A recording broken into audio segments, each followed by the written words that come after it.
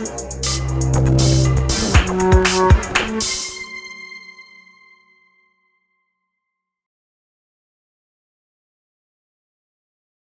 our previous exercises, we've explored 4 standing pole postures with corresponding visualizations, and then each standing posture had a corresponding movement exercise to go with it. And these exercises in turn corresponded to our basic movement principles of open, close, rise and sink. And we've learned that even within the same posture or within the same movement, we can move the location of an intentional arc, or what Wang Xiangjia calls a crescent moon. That is the feeling of how the body is being interconnected in a certain location on the body. And the most famous example of that, of course, is the holding the ball posture, when you begin standing and trying to get that feeling that you're holding a ball between your arms. And you create an intentional arc across your chest, your biceps, and the insides of your arm. And that's an intentional arc. It's actually 2 intentional arcs, because Wang Xiangjia identifies this idea with 3 joints on any part of the body. So it doesn't need to be, for example, wrist, elbow, shoulder. It could be knee, shoulder and other shoulder, what Wang Xiangjia calls the energy of triangles or the force of triangles, but we'll come back to that in a bit.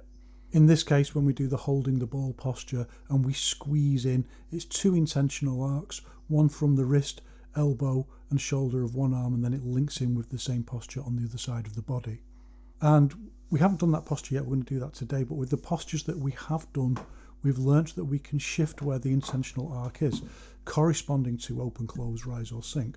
So we can shift it, for example, so that it goes on the back of the shoulders, round the triceps and round the back of the arms, i.e. imagining that you're pushing out against something, and that corresponds to open. And we can also do it so that we feel like we're lifting against something, so we shift the location of the intentional arc again to the tops of the arms and the shoulders, and correspondingly down, pushing down on something, and that corresponds to rise and sink respectively.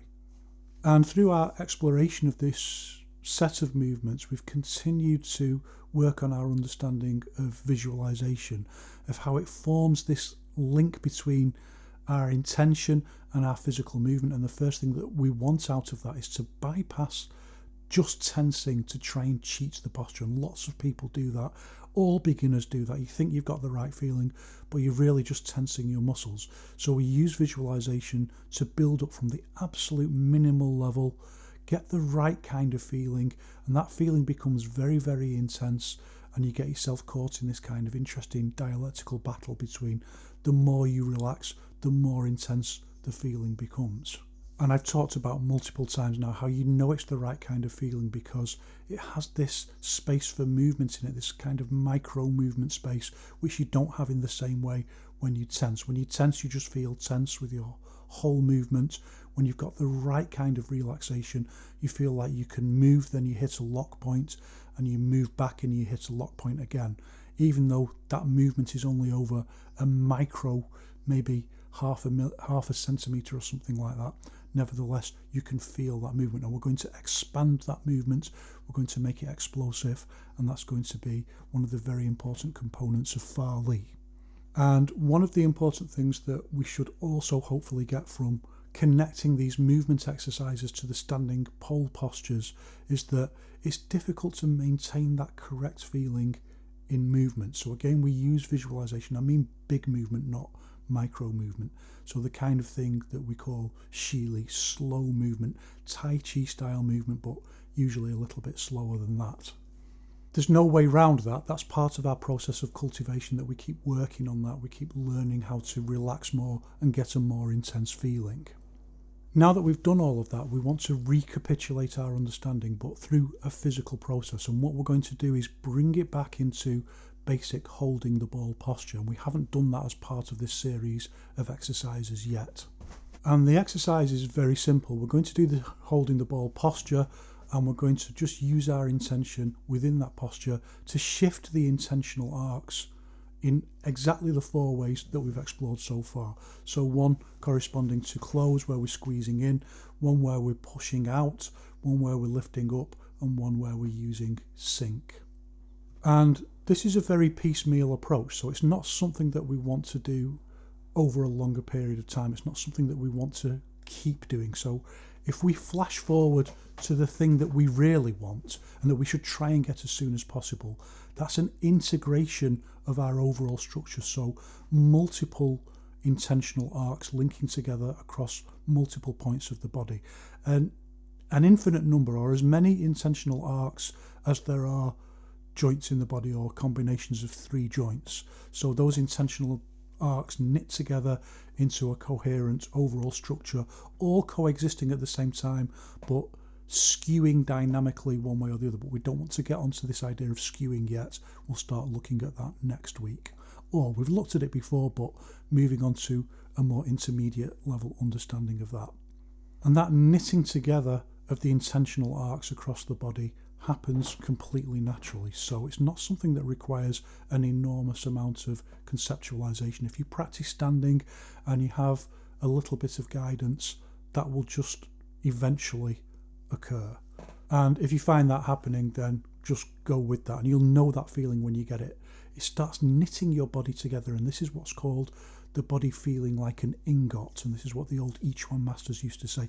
And they also make it very clear that when they say ingot, they don't mean something really fixed. They don't mean that your whole body locks together in a kind of stiff system. So sometimes you see people moving very stiffly and calling that whole body connectivity, because the whole body is moving together, like as if they just stiffened up and fell over. That would be whole body connectivity. And the old Yiquan masters, and Wang Shangjai himself, makes it very clear that that's not what they're talking about with this idea. So Wang Shangjai then extends this idea and says, well, instead of ingots, think about there's like lead balls inside the body. So you feel very heavy and connected, and as you move, all of those lead balls kind of grind together, and it's not stiff, but nevertheless you've got this sense of being the whole structure locking together in a different way. But it shouldn't feel, well, sometimes it feels heavy like that, but it should also feel kind of lithe and easy to move around. It's a sense of strength rather than weight, integrated strength rather than weight. As always with all of these things, remember this very important maxim: follow the feeling, not the metaphor. The metaphors are always positive and also misleading. So follow the feeling, follow the not the metaphor. And if you start getting the feeling, just go with it. All of which is to say that today's exercise is pedagogical rather than training. It's not about developing that feeling, it's about understanding what it is that we're looking for. That's why we don't need to do it over and over again. We just need to get this feeling of the different intentional arcs, get that conceptually drilled into our minds, and then we can start understanding what it is that we're trying to find through this process. And I won't labour the point, but it is very important at this stage to understand what it is that we're doing, because it's clear from discussions around Zhanzhuang on the internet that, well, from the discussions themselves and also from the near total lack of outcomes that match the discussion. So as I've talked about multiple times, Wang Shangjai says everyone's talking about it, but if you ask them to show you the positive outcome of it, none of them can, or very, very few of them can. And that's not to have a go at people, it's to rescue people, to start giving them the conceptual architecture.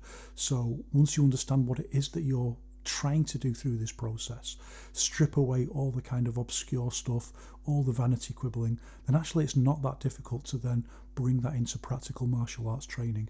And that's what we want to do, elevate everyone to that level.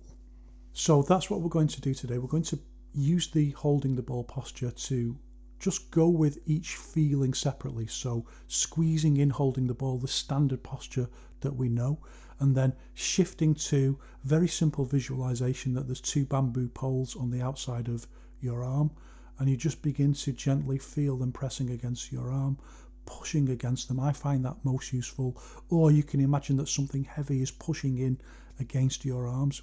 Whatever works for you in a way that doesn't cause you to tense. And then change so that you imagine that there's something pressing down on your arm. Or what I usually think of is bamboo poles that I'm pushing up against, so they're horizontal and I'm pushing up against them. And then I do exactly the same thing for sink, just like I'm pushing down against the bamboo poles. And try to hold each one for a few minutes. I won't dictate it with a bell sound or anything like that. A few minutes for each one, shifting between them and trying to feel how the intentional arc shifts to a different set of muscles across the upper body, particularly as you change with each visualization, even though the posture itself doesn't change. Just keep in mind that this task is a learning exercise. It helps us understand physically, bodily, this conceptual idea that the intentional arc can shift to different parts of our body. The danger of the exercise, which is always the danger of the method anyway, is it's very isolating. So if you think about the holding the ball posture itself as the basic exercise in each one, that's a very isolating exercise. It only uses clothes, whereas we want the body to start knitting together into this dynamic system that I've described earlier. And that system involves much more than just muscle. So on that, I should say that these exercises also make standing more difficult. So just holding your arms out is one thing, but once you start, for example, squeezing in and feeling that there's something that you're pushing against or pushing out or up or down against, that starts using more of your musculature and it's more of a physical task. And it's astonishing how much more difficult that can make the posture. And I'm sure you know yourself from your own experiences of standing, like how unbelievably difficult at first it can seem, even to hold a posture like this in stillness for maybe 2 or 3 minutes. So half an hour of working with conceptualization that's bodily manifested like this is actually much more physically demanding than I think. Well, we know for a fact most human beings can't do it. It takes time to build up into this training paradigm. And the second thing to think about around this, again, harks back to this issue of discussions about standing on the internet, particularly discussions that don't link into any practical outcomes, which should be a massive giveaway. But people talking about things like relaxation, which is important, but really that's only a first stage. And then as part of that, people talking about different kind of muscles taking over or stabilizer muscles and so on that I've talked about before. Well, holding your arms out in the holding the ball posture requires a certain set of muscles. Squeezing in, even the liminal sense, even just using visualization, don't forget you're still using muscular strength to squeeze in, even if it's using intent. It's a dialectical interaction between the two. Well, that uses a different set of muscles. That's different muscles that are involved. So it's obviously not just about things like so-called stabilizer muscles. Actually, all of that discussion, as far as I'm concerned, is just nonsense. It certainly doesn't match the experiences that I have in standing. So, for example, with the holding the ball posture, as your body begins to knit together, your whole structure is involved in that. Bone alignment is also very important, and that's always particularly damaged by your other training. I felt that today in the video that I've done here, and I can see it in my posture that my other training is affecting my bone alignment. So bone alignment, every single aspect of your body begins to link together, and you're not just squeezing in with your arms. When you are squeezing in, your whole structure feels like it's closing. Everything, like there's a central line down your middle and you're just folding around it, and that's a very intense feeling. Uses your legs, even like the feeling in your senses, like you're enfolding in. So everything is involved, every part of your body, even the weight of your teeth matters, as I've said before. All of that being said, that will happen naturally with a few pointers, as long as you keep going and as long as you keep interlinking it with fight training and practice, because that's where open, close, rise and sink really begin to unfold themselves practically, conceptually and physically. For now, we just want to get these 4 different feelings, work on that. We do about half an hour. Do it along with me or do it on your own, doesn't matter. I have to say, it's fly biting season, and there's one thing that I'm not prepared to put up. That's flies biting me, particularly on the face, so I do give an occasional swat to a fly. My coach said you should put up with it, but I can't go along with that. I can't bear it. I can bear a lot of things, but not that.